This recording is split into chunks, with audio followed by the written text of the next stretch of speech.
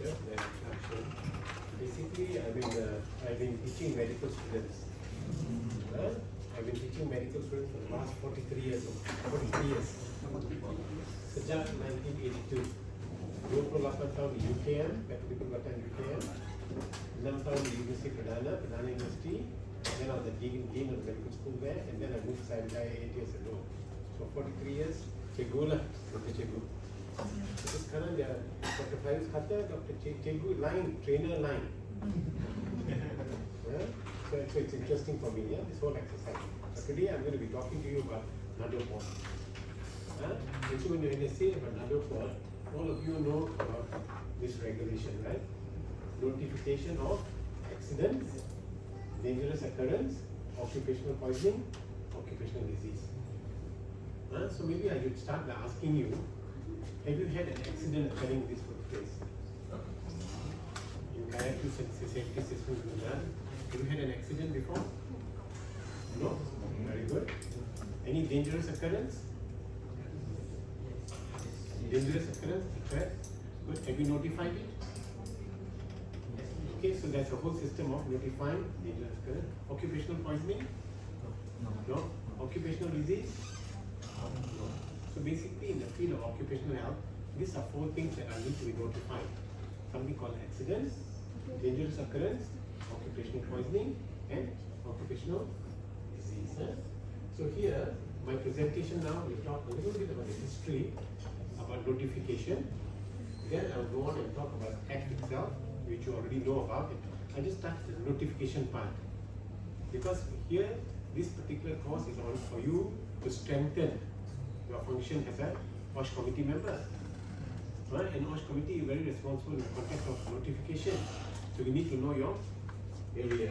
Then we'll talk about the Nadopod regulation itself. And then there's also guidelines for the regulation. You must remember, any legislation in this country starts from the Act, then there's regulation, then there's code of practice, and there's guideline. The Act and the code of practice have some relevance to law and it can be enforced. Guideline? No. Basically, you talk of the Act and regulation, they can be enforced. Code of practice can be brought into court. But guideline? No. But guidelines are very useful for practitioners. Okay, so we'll go on to talk about the guideline, and then we'll do some case studies. Okay? When you think about notification and the law in this country, historically in Malaysia, pre-independence, plantation, tin mine. Nobody talked about factories and all that. A lot of this industrialization came after independence.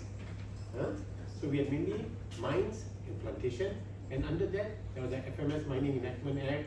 That's basically in the context of the Rump Labour Code, those kind of issues. So there's not much emphasis on notification. Then of course, even pre-independence, what we have is the Workmen Compensation Act. Nothing to do with notification, but because individuals are going to be compensated. Kalau cedera atau dapat penyakit khidmat, perlu diberi pampasan. So if they're going to be notified, then there must be some system of notification, right? And so to somebody that's out there. Okay. Then of course, post-independence is what is interesting for me, is the evolution of the FMA, the Factories and Machinery Act itself. Remember this, in Malaysia, most of our legislation we've taken from UK. The Factories and Machinery Act, in the UK, 1833, they already had the Factories Act. Our Factories and Machinery Act only came into Malaysia in 1967. So under that Act, already they had a system for notification. In fact, Section 32 of the Act already talked about notification of occupational disease and occupational poisoning. But today, see, I started working in UK in 82, and around that time, 4 case saja penyakit khidmat notified. Very poor notification. Although in the Act 1967, it's already there. Section 32 of the Act talks about notification. Notification, very poor. Okay? So, but that was the main thing in this context here when we talk about, and you need to know what the factory, but there, Section 31, we talk about that accident, and 32, the Act, the notification, poor. Then comes SOXO also, comes in there 1969, But that is again not a requirement to notify. But because diseases are going to be compensated, there's a whole system of compensation under the employee injury insurance scheme. There was basically an employee insurance scheme. There are 8 benefits that are given under that also scheme. So of course people need to be notified. But here, under the law, when you talk about notification, just think about DOSH. So here, but however, in the context of factories and the Employee Social Security Act, is a system of reporting. I wouldn't say notification, more of reporting that people end up doing their purpose. Okay, post-independence here, then we have this whole big OSHA 1994. For me, I always tell somebody, most of my students know this. For me, it's like a story. What had happened was, 1967 FMA. Long time, we only had 5 regulations. That's what's called Industrial Hygiene Regulation, the Health Safety Welfare Regulation, Net Regulation, Asbestos Regulation, Mineral Dust Regulation, and the Noise Regulation 89. And of course, there's some safety regulation, but not much progress in real terms for me.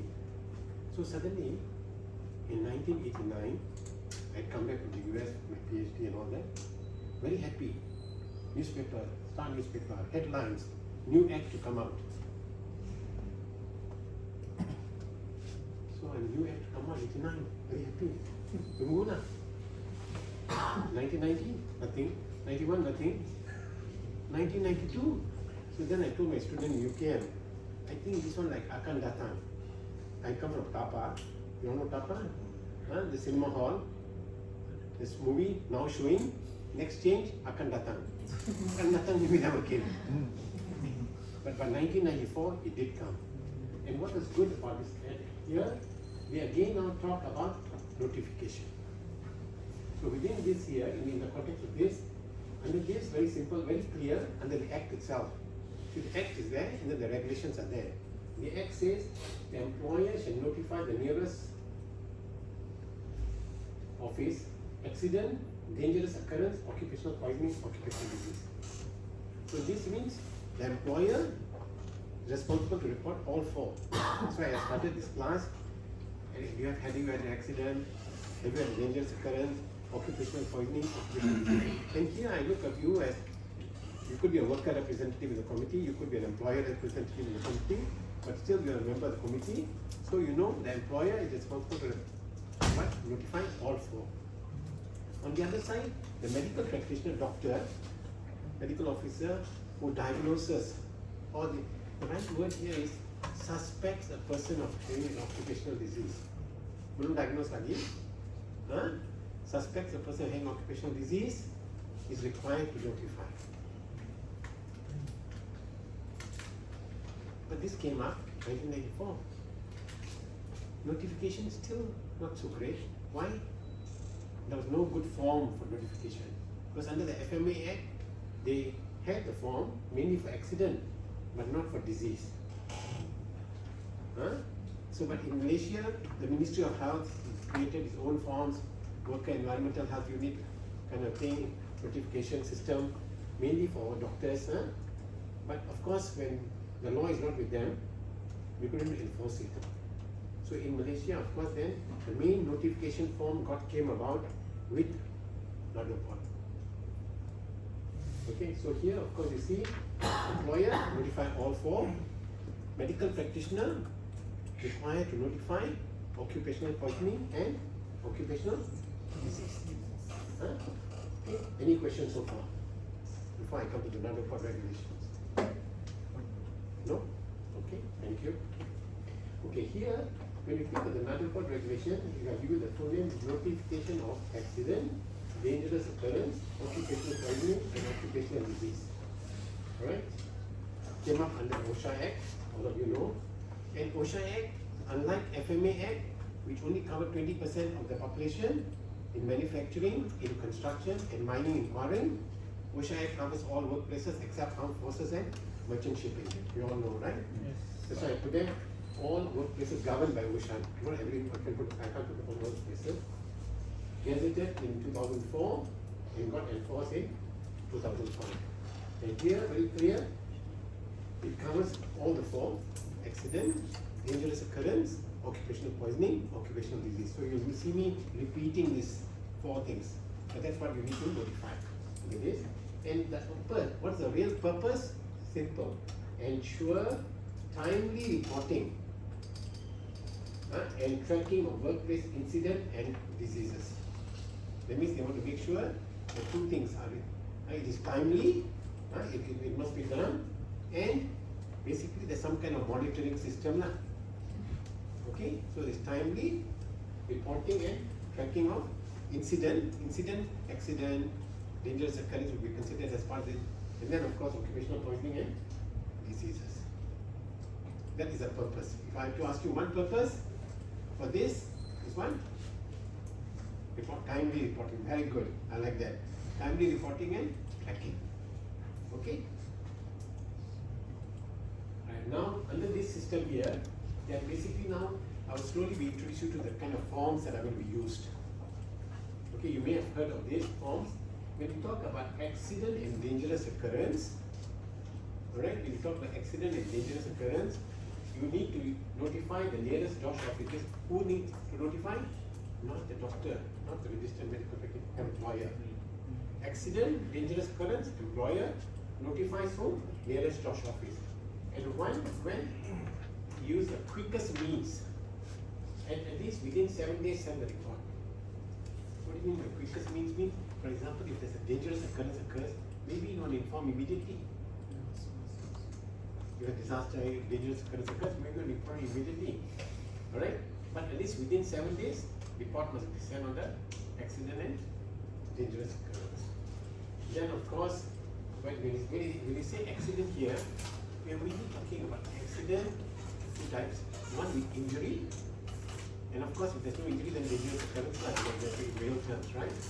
Okay? Here, and the injury must either be leading to death, orang mati, kematian, or serious bodily injury. And when they talk about this bodily injury, you're talking about a person doing medical leave, going on medical leave for 4 or more calendar days or more. And this also, they use the word continuously. So that if a person gets medical leave, 2 hari sekarang, lepas itu back to work, then come back again, knowing they will just remove the stitches, medical leave maybe 1 day, right? That will be considered to be notified. So basically, when a person is on medical leave for 4 calendar days or more, or when a dangerous occurrence occurs, alright?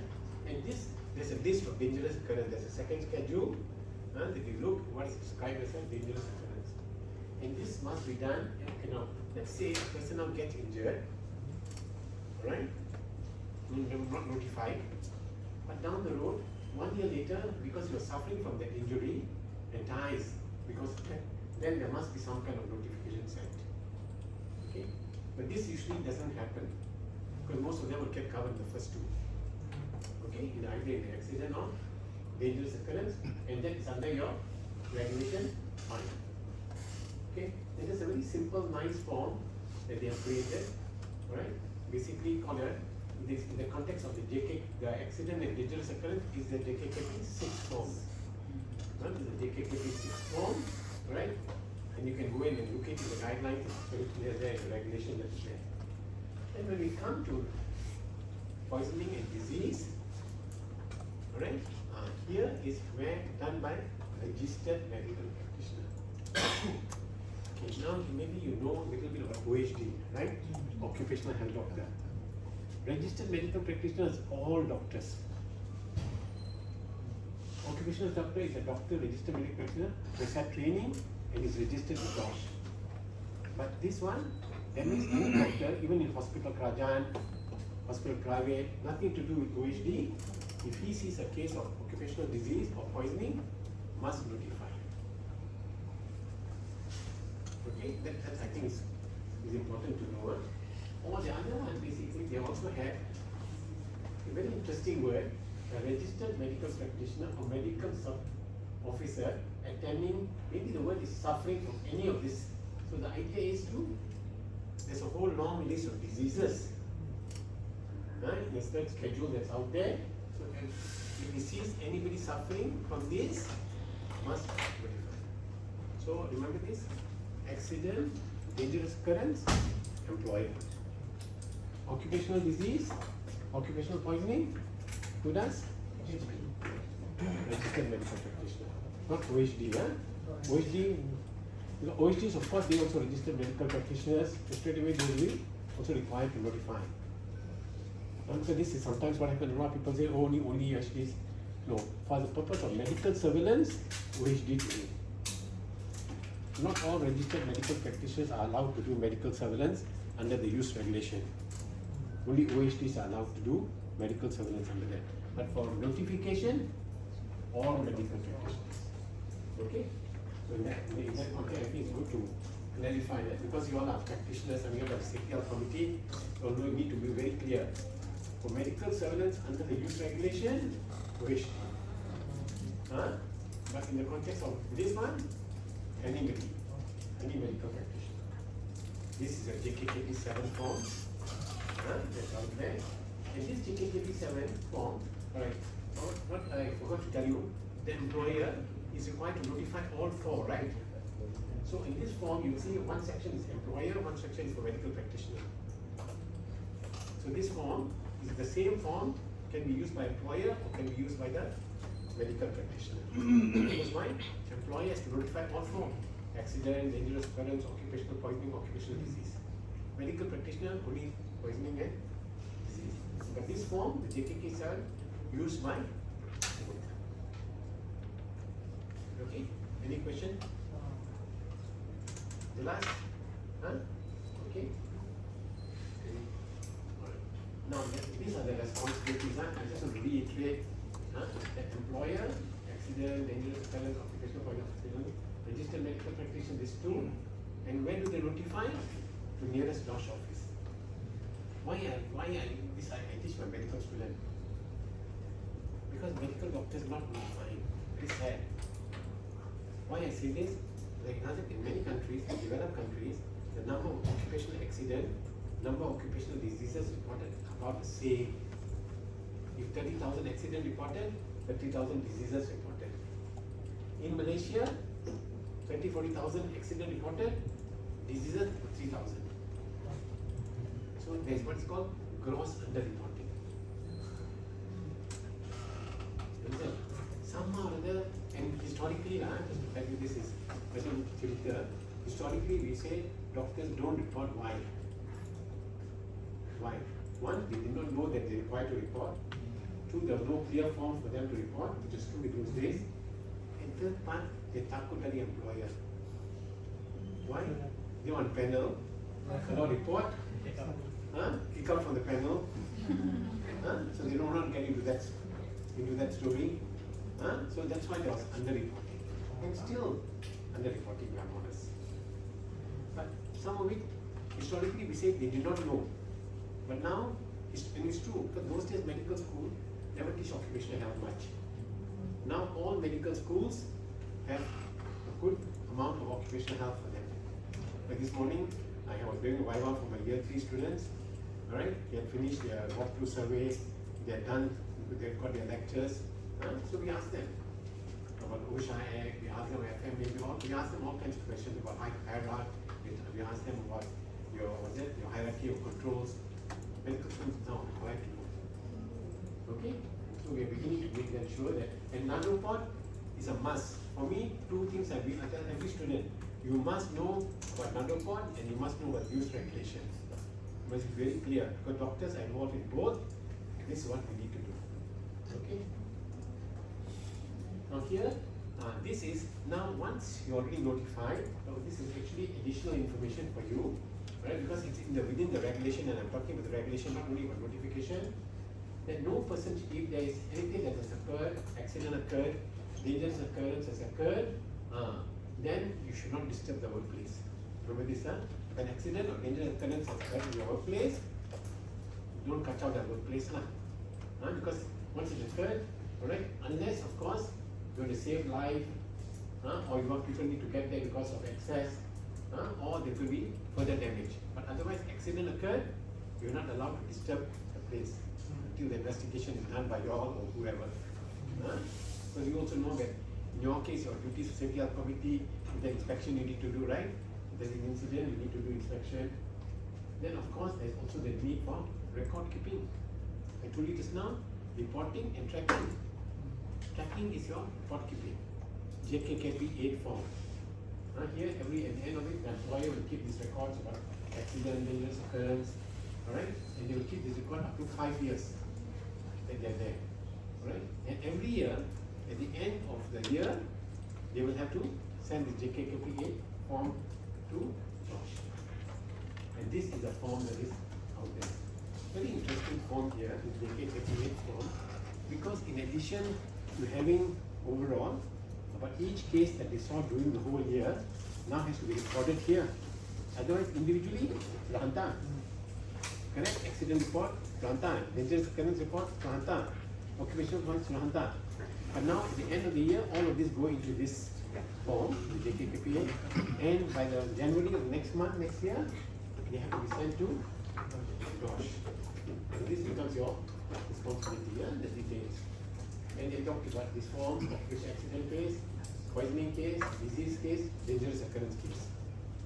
Summary lah, summary. One line, each case is one line thing. And of course, finally, they teach you how to calculate fatality rate, incident rate, accident, that kind of thing, which you have learned in your OSHA training. So basically, this is what, in the end of the year, whoever is doing, I think the safety officer becomes responsible for making sure that this, and of course, I'm sure it will come to the safety health committee to endorse. Okay, we are sending the JKKP8 form for the year. I think it's good for everybody to know. Okay. Now, of course, if anything here under the regulation is quite clear. The DG may ask for the information, all right, and also the minister under the regulation has the power to change the schedule. If they want to change anything, the occupational disease list, occupational poisoning list, dangerous occurrence list, they can. That's a minister's role. And remember this, OSHA comes under Ministry of what? No, human resource. This is the biggest problem. Because in some countries, OSHA come under Ministry of Health, Occupational Health, especially not the same. Some countries come under Ministry of Human Resource, Labour. In Malaysia, come under Ministry of Human Resource. And that is why many doctors say they don't want to report. Why? They say communicable disease, typhoid, dengue, malaria, we report to Ministry of Health. We are accountable only to Ministry of Health. Why should we report to Ministry of Human Resource? Why should we report to a DG who's an engineer, not a doctor? So there was a lot of that. I don't say there was this inter-ministerial rivalry under. Actually, 1971 itself is an old story, but that's too long a story for today. There was already that rivalry between the Ministry of Health and DOSH. But now I must say much better. Why? Historically, no doctor in Ministry of Human Resource under DOSH. Now every state got doctor. HQ also got doctors. But for me, it was interesting. So long existed, no doctor. Only in 2001, first doctor coming in. Now the CEO of SOXO, doctor. Okay, so remember this reporting is done to DOSH. DOSH is under Ministry of Human Resources. Three agencies, DOSH, SOXO, and NIOSH, under Ministry of Human Resources. Okay.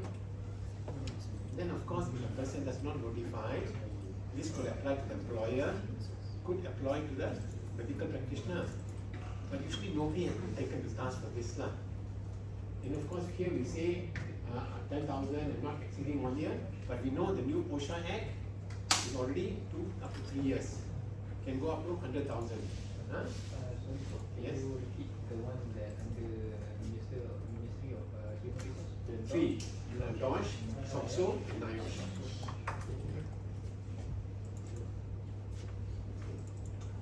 So basically, if they do not report, there could be a penalty of going up to jail.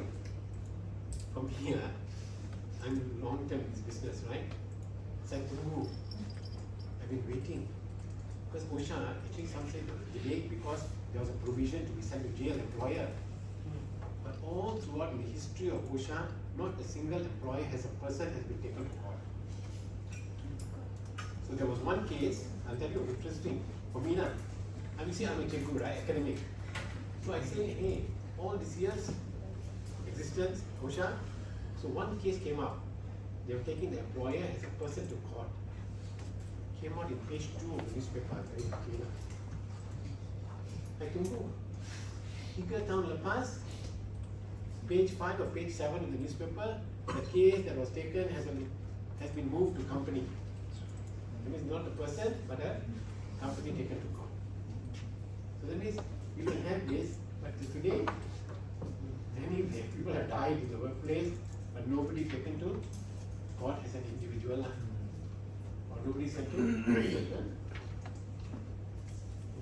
And sometimes, of course, but that's what I say, that I'm very clear, I point it out to everybody, that this is the truth, that's unfair. Okay, now this is the guidelines. When you think about the guidelines on OSHA, very good guidelines. Alright, very good guidelines, that's unfair. Alright, it helps actually to explain all of us what to do with the Nadopod regulation. But it is very clear, it is not a regulation. So a lot of times, I tell you now, there are many guidelines. Regulations fewer, many guidelines under DOSH. You go to DOSH website, under ACTA, regulation, code of practice, order, and guidelines. Guideline, 67, a lot of guidelines. So a lot of employers say, like for me right now, I'm sitting on the technical committee for Occupational Health Services. Alright, the guideline, and they want to make it into a regulation. And that's what I'm proposing. The employers say, if it was not important, if it was important, DOSH should have made it into regulation. So anything you think important, I remember, but to me, these guidelines helps. I'm talking, because you all are part of the employer story. Employers say, okay, it was so important, make it regulation. No, but there's reasons. Okay? So it's not regulation, but supplementary instructions that are there and talking about the different forms that are there. Okay. Now, what is this? Basically, the guideline to me is information. Stating clearly about what are the requirements. What are the requirements in the context of the reporting or this whole thing. Since we are here, reporting occupational accident, dangerous occurrence, occupational poisoning and disease, where do you think this word came from? Okay, we are very good. We are good to cut and paste, right? You know cut and paste? Very good. In Malaysia, the OSHA Act 1994, very much a cut and paste on the Health and Safety at Work Act UK. And before they went to the US, Australia. Our use regulation, very much cut and paste on OSH regulation. Very simple. And this one, I wouldn't say cut and paste, but we are good in modifying. And no harm done. It's good. Why create, why reinvent the wheel? They say, why reinvent the wheel? So this one actually comes from REDOR, reporting of injury, dangerous occurrence and disease from the UK. So so this is like background for you, Okay. Now, of course, it also says in the guidelines that some employers may be subjected to additional record keeping in the context of other things, exposure monitoring, under the use regulation, medical surveillance, but that's got nothing to do with this regulation. This regulation, mainly for what? Reporting. Okay? Nothing to do with keeping other records. Now, how do we decide, right, in the context of this, whether about notification, what cases are to be notified or not? Very clear steps, 5 steps. Step 1, right? Determine whether the case has occurred, that is, whether there was a death, dangerous occurrence, poisoning, disease or injury. First, you must make sure that there is a case. Any of this, that means there is a case. 2, then you say, establish that the case was work related. That means related to work. If the case occurred, nothing to do with work, let's say there is a poisoning or lead poisoning, nothing to do with work. Nothing to worry. Alright? But if there is a case, it's related to work, that means there was exposure to lead in the workplace, then you need to notify. So we need to make sure that the case was work related, resulted from an event or exposure in the work environment. This is also very interesting because there are some diseases, that's why they use work related. Like asthma, very interesting, I'll tell you. Asthma is an occupational asthma is an occupational disease.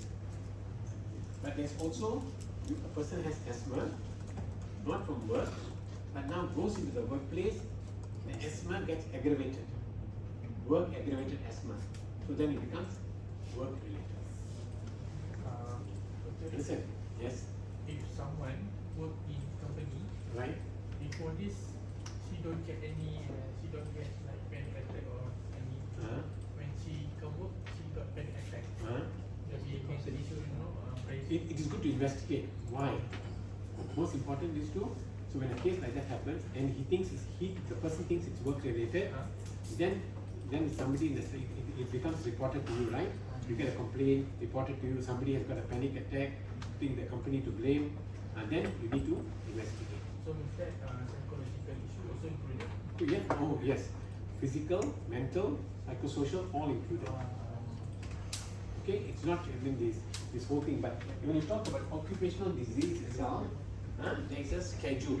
For notification purpose, there is a schedule. For management of it as a work-related, not work-related, line check there. Tapi for notification, you go back to the schedule. Is it in the schedule or not? If not in the schedule, you manage it, but no need to notify. Very simple. Anything, any disease, because there are all kind of disease, right? You dapat asthma. That's also a disease. But do we need to notify? No need. No. If he's got a back pain, not related to work, no need to notify. Not related to work, no need to notify. But it's related to work, Regarding the notification, right? so let's say these businesses, so we don't know yet related to work or not, but then it is not in the schedule. But then the investigation post more than 7 days. Okay. But the notification must like the investigation Right. need to be done before 7 days. Right? So we still not yet In the context of notification, go back very strictly to the schedule. If not in the schedule, then go in the money first. And this kind of thing, I may not be in the schedule. Because in the context of work relatedness, may not be. I'm just thinking, okay? But please check schedule. So basically, if the mental health issue is discovered after 7 days, related to work. Related to work, okay? And then how about Again, with management you will need to do, you still need to manage. You still need to manage. But now whether you notify or not, check the schedule. Ada ke dalam masalah penyakit itu yang telah didiagnose oleh doktor, ada ke dalam schedule or not. That's what it is. Okay? Then of course then you decide whether that is an accident or dangerous occurrence. Whether the case is an accident, so you make sure. Because they'll ask you, any accident, any dangerous occurrence, is it accident, poisoning, is this disease? Because like poisoning, disease also sometimes like, it looks like disease, but if it's exposure to a chemical, then poisoning. Then step 4, if the case occupational poisoning, occupational disease, you take KP7. Alright? Then of course you must keep it all in that category JKKP8 later. Similarly, in case of death, bodily injury, dangerous occurrence, JKKP6. And here, very clearly they say, by the quickest means. You need to notify by the quickest means. Okay? Alright? And return report within 7 days. notified by WhatsApp? Yes. Now, good question. Now, I think people are beginning to say WhatsApp okay. Last time we used the word form. They used the word by form lah, or the fax. Now, noting of fax. So I think WhatsApp is okay. But I think it's good to check with Tosh because sometimes different areas do that way. Okay. So of course, there's a 5 steps to decide whether the case or not, and we want to notify. Why? Go back to you.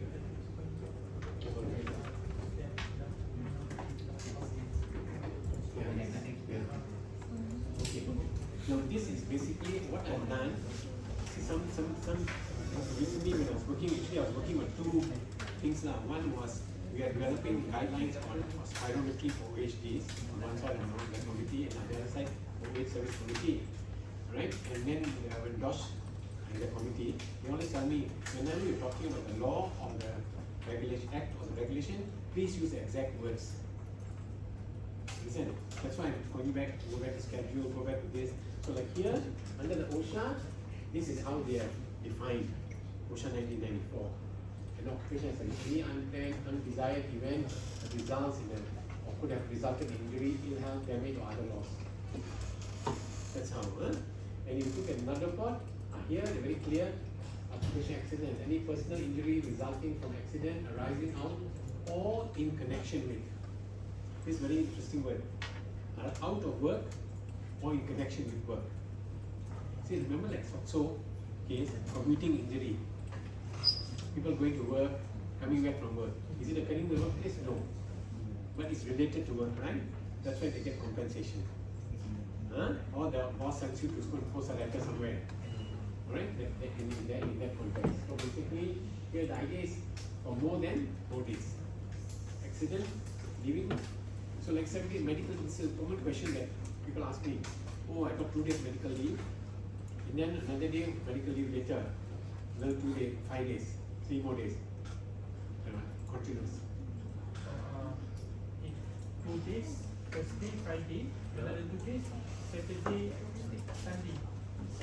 The leave will be continuous. That means if the doctor who is giving the leave, he's put there from the Thursday until the following Monday, you know that kind of thing. I mean that's covered lah. You know, because some companies are working Saturday also, Sunday also. So 4 continuous days of medical leave lah. Oh, based on by. See for me, so I have to do this. Very interesting for me. I'll tell you a story lah. Many years ago, because my safety manager came to see me. He said, Prof, I have a problem. I said, why? He said, my worker, 1 year, no accident in my workplace. Everybody gets bonus. Right? Second year, no accident in the workplace. Better bonus. Third year, October, 1 worker get injury. Medical leave given. For 3 days only. So no more accident-free days. All lose bonus. That is a company that. The company says no more accident-free days. So it became an IR issue. How come 1 worker out of the 200 workers gets injured and everybody lose their bonus? So this of course nothing to do with notification, but just telling you how important is that. This one I always tell my medical doctors, when you are giving medical leave, MC, please be very careful. You must understand the issue that can arise because of this medical leave you are giving. True or not? Suddenly, 3rd October, 3rd year, 1 accident, the person might have whatever injury, but doctor said, I think give 2 days leave lah. No more accident free, right? Bonus? Gone. Mocha, this is nothing to do, huh? Any company disclaimer, nothing to do with notification. So here, of course, any death, common, all becomes notifiable. Okay, next please. Okay, these are the definitions of this within this occupational disease. I thought it's nice to give this, and I've given out the copies. You all can have it. You know, this part of your illnesses resulting from work-related, physical, chemical, biological, economic hazards. These are some examples that are there. Occupational poisoning, 2D, toxic substance or chemicals. Okay, something that which happens in the workplace. Solvent poisoning, pesticide poisoning, lead poisoning, mercury poisoning.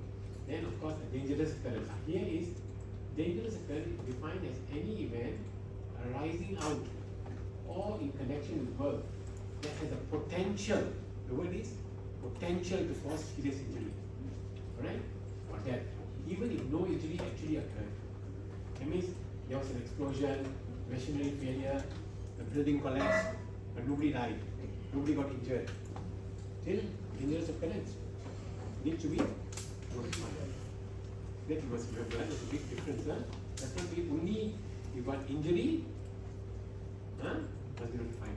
That's why I always tell my student to differentiate between accident and injury. In fact, I always tell, see, the ministry, this is why I always say, no injury. Ministry of Health doesn't tak kisah banyak sangat, historically lah. That's why, for them, it's not the business as well. But I say, hey, all of them are entering in your hospital, it becomes your business. So that's why we try to differentiate between accident that may lead to an injury. But all accidents do not have injuries. But all injuries are caused by accidents. So that and this whole question about what do you call that? The causal factors are different, that kind of thing. Safety in the context of condition, unsafe act, unsafe condition. That's there. Then these are the forms that are there. Okay, this one I'll go slowly. Dangerous occurrence notification form used by employers. JKP 7, DOSH within 7 days of the incidents. JKP 7 form for disease, poisoning, employer as well as medical practitioner. Again, submit within 7 days. The JKKPA is a register, like what we show you at the end of the year. It serves as a register of all of the 4 events on which the occurrence and extent of the cases are recorded during the year, summarizes all these 4 events, alright? And at the end of the year, it must be submitted to the DOSH. Okay, that is very important. Next, please. Here, this is something, a good guideline, just like what we said, steps just now to decide in the case whether notified or not. This is about work relationship. Okay, we know that OSHA requires you to notify, and you need to notify this. So the work environment, what is the work? When we say it is work environment, whether it's affected, the work environment is the employer's premise, 1. 2, other locations where the employees are engaged in work-related activities. It is not in the company, like for example, your employer sends you somewhere to do some work, that is also work-related. That is also considered the work environment. Yes? If, for example, employee Right. go to conference, Right? and conference, accident happen. Work environment. So, Yes. Because you're there on work, on the basis of work. Reality, yes. Yeah, because you're part of, you're being paid, right? yeah. Yeah. Part of the work. But committing not included, Huh? committing Huh? included. Oh, included. Should be included. You're committing. And this is where I tell you, to me, see the committing accident. The committing accident is a very interesting one. Majority in Malaysia and only 1 or 2 other countries in the world have committing accident assessment. Majority of countries around the world do not give compensation for accidents. Malaysia is one of the few in the world that gives committing injuries. And I think if I'm in hindsight, if I'm very careful, I think SOXO may have made a mistake there. Because now the compensation that they are giving for committing injuries is a lot of money. It's good for the workers, but for SOXO, may not be so good. That's way. So Mr. Committing accident only report to SOXO, not DOSH, right? Yeah, no, not DOSH. Because this based on schedule. Yeah, but you decide your work environment. Yeah. And it's part of the work environment? Yes. Okay. Right? When the employee is off the employee's premise, the work relationship must be established. When, of course, when you're on the premise, nothing to worry. When you're here, no. But if not on the premise, you meet with an accident, then you say, no, I was going because for whatever. Like for example, like going for lunch, coming back for lunch. That's a commuting injury under SOXO, not notifiable. Okay. That's a different issue. Okay. Alright, next slide, please. So this is a very nice chart where they say accident has occurred. On the employee premise, straight away, accident, work related. If not employee premise, then there are various criteria. You look at each one of them, you go there and then you decide. The last one, of course, employee nothing to do with work, not work related.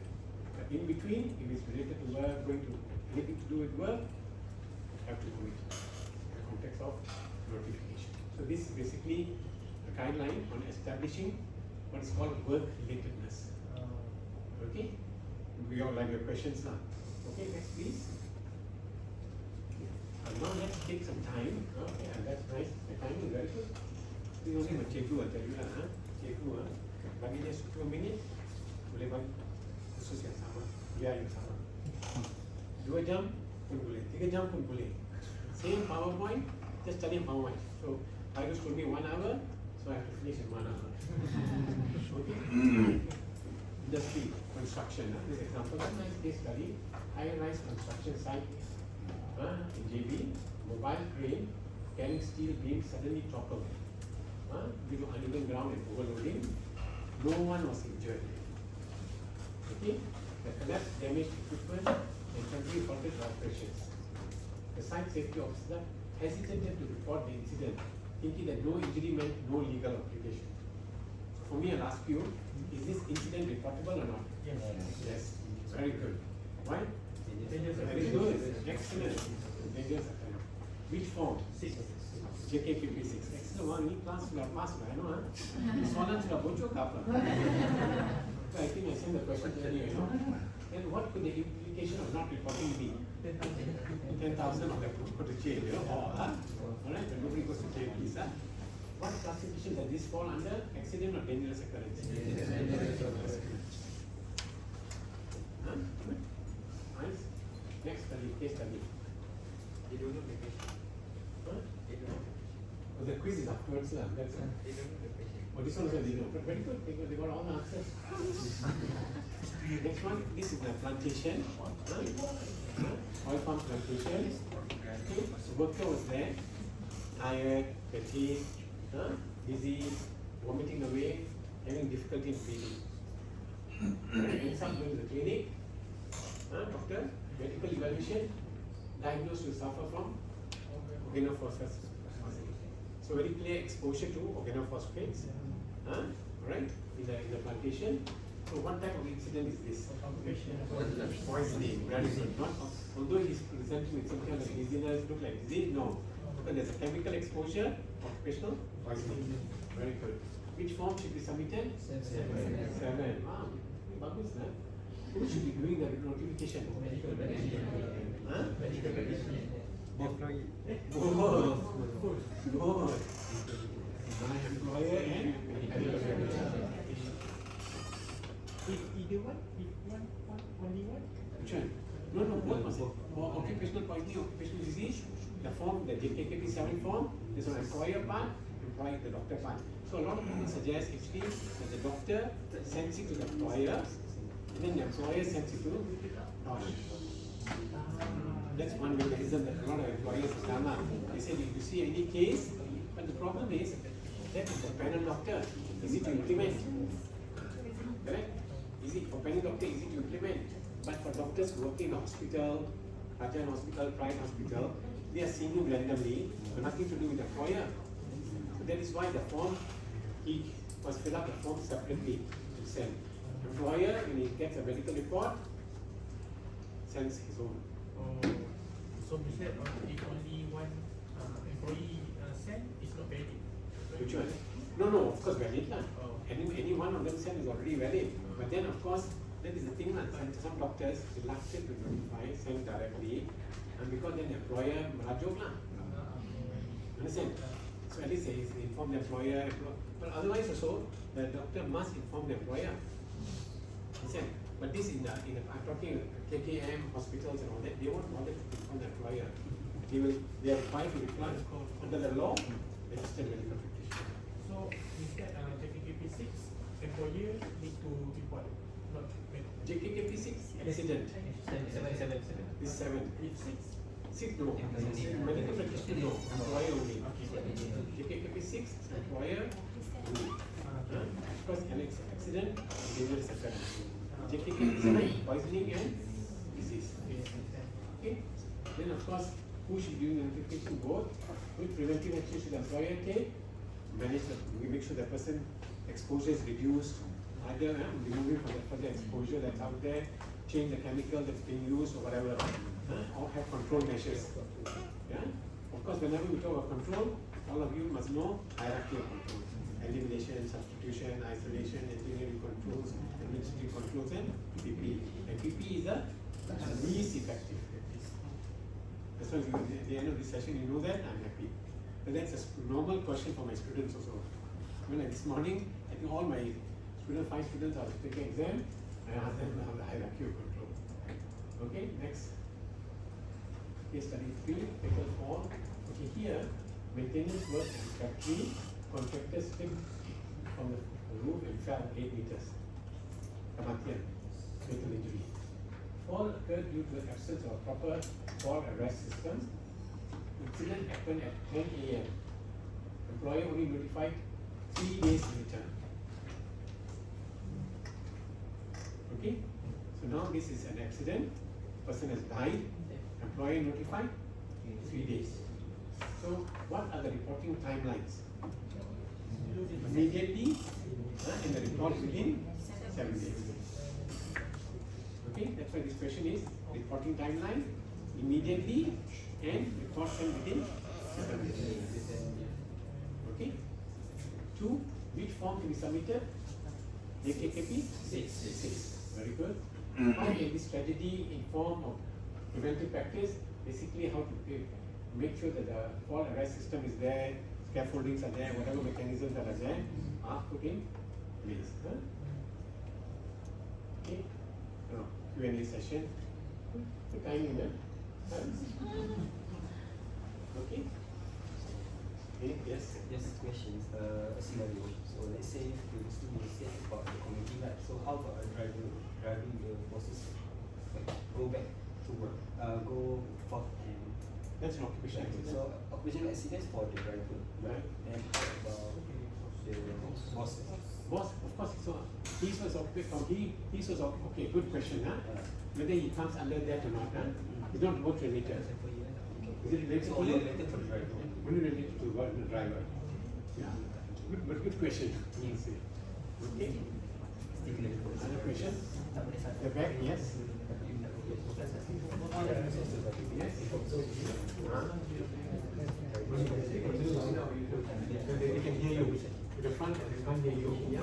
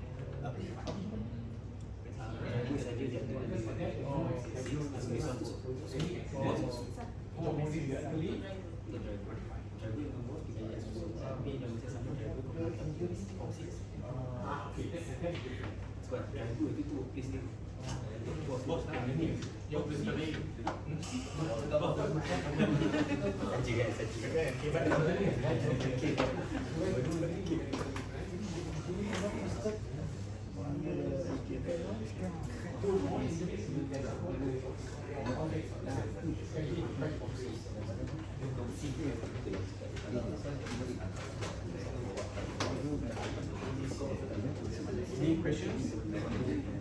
No? 7, 6, 8 on the box. And indicated in the copy of the form, you have to do that, and in the JPKP form at the bottom of it, there's all the translation and all that, and you have to do that.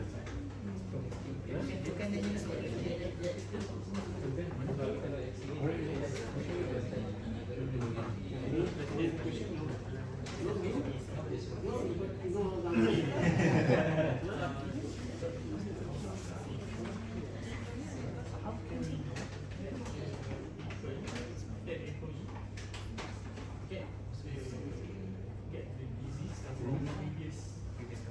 Okay, this is a very important question. 2 parts. Let's say that's why we have what is called a pre-employment exam. Yes. That's why we have a pre-employment exam. The best example is noise-induced hearing loss. A person comes to the workplace, he has been working in a noisy environment beforehand, correct? So when he comes into the new workplace, suddenly they say, hey, he already has got hearing loss. He has already got hearing impairment. Then they will actually do the pre-employment, they will be doing the medical and audiometric test, and keep the record. Then after that, they will see whether there's a standard threshold shift or not, whether there's getting worse or not, alright? So that's how they differentiate, which is before. That's why it's very important for a pre-employment medical examination to include specific, for example, for lung function, get it done. For those with are exposed to dust or whatever. For noise, get it automatically done as part of your pre-employment. So in the pre-employment, you can decide whether the person has got it previously or not. But there are many diseases like asbestos related. My favorite is asbestos related. A worker gets exposed 20 years ago, 30 years ago, right? He's even forgotten where he was. Right? 30 years later, so many companies. 30 years later, comes with lung cancer, mesothelioma. So that is why we teach our student, medical student, in taking a good medical occupational history. They say very important for you when you ask a worker, and most doctors don't do it. The truth is, most doctors will ask, where are you working? Right? They won't ask where were you working before this, before that. We always say a good occupational history must include asking now, before that, until you left school. Or say after you left school, where did you work? After that, where did you work? So, but like in this case, that is why we are very sad. I mean, to me, we are depriving a lot of the workers from getting what is called the due compensation because diagnosis is not being made properly. Like in mesothelioma, a colleague of mine, a Japanese researcher, he says in Malaysia we used to see about 50 cases asbestos related mesothelioma. Because based on the amount of asbestos that was used in the 60s, 70s, latency period 30 years, we should be seeing. But we are seeing 5 cases, 6 cases, 10 cases, 8 cases. So nobody making that link. Nobody asking history long enough. Many years ago, I remember in 1990 itself, I asked my student to do a project on bladder cancer. Occupation ambil, dari record, from medical record in HKL. Occupation, old people getting bladder cancer, pesara. Pesara apa? How to make the link, but we know bladder cancer, there are a lot of carcinogens in the workplace could cause bladder cancer. So this is where the weakness still lies. Huh? Yeah, it's because what the history is not taken properly now. Yeah. Okay. If there are no more questions, next class we have a quiz also, huh? This is the new one. This one you do.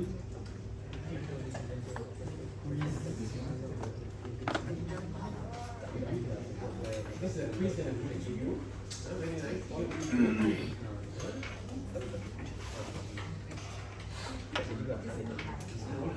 we get 100% marks.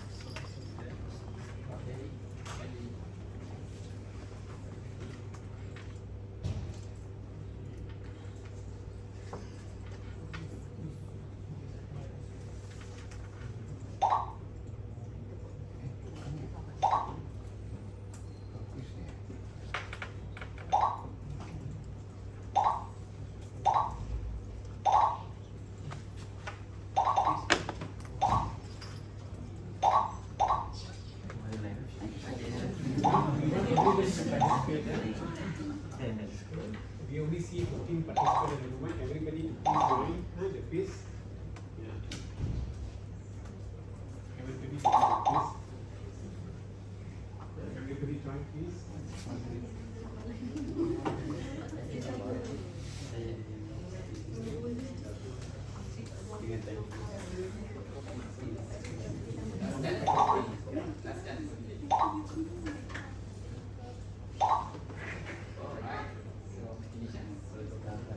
Shall we start? 1, 2, 3. 8 questions. 8 questions. Okay.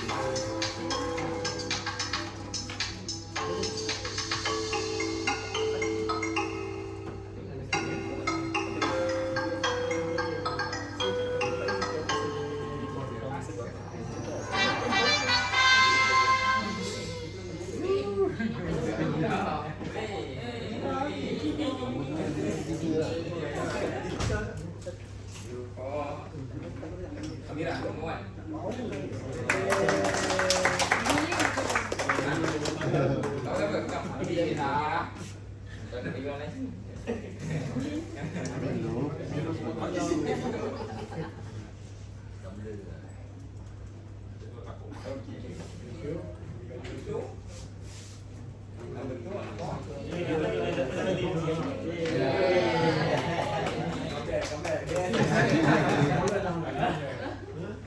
3 is the smallest box.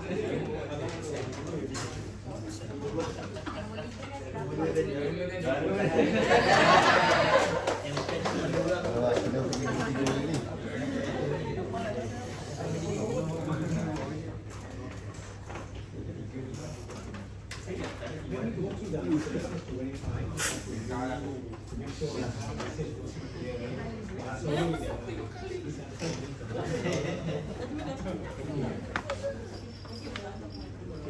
Nadopod 2004, right?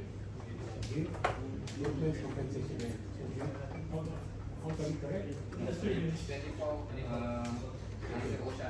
So there were two in the Industrial Relation Act, the FMA.